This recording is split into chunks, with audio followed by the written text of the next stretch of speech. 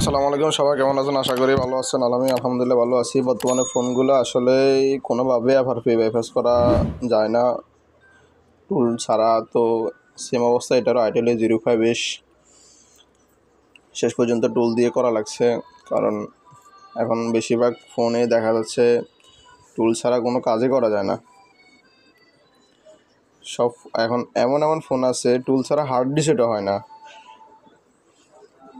তো সিকিউরিটি সব কিছুই আপডেট হচ্ছে দিন দিন, সফটওয়্যারের ব্যবহারও দিন দিন বাড়তেছে। একদিকে ভালো দিকও আছে, একদিকে খারাপ দিকও আছে। কাস্টমারে যদি নিজের ফোন হয়, দেখা গেলো যে ভুলে লক হয়ে গেছে বা কোনো একটা সমস্যা, বাড়তি টাকা দিয়ে কাজ করাতে হচ্ছে। আর যদি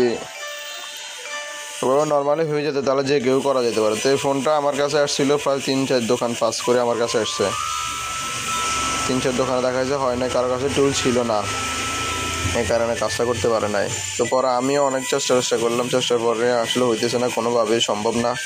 কাস্টমারও একদমই কি বলবো আর, মানে বিল একবারে কম আনছে, যার কারণে কাজ করা আসলে সম্ভব হইতেছিল না। তো পরে অনেক চেষ্টা করার পরে তো টুল দিয়ে হচ্ছে না। পরে কেবল 2-3টা চেঞ্জ করলাম, তাও হইতেছে না।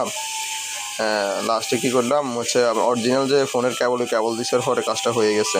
ঠিক আছে, ধন্যবাদ। তো ভালো থাকবেন সবাই।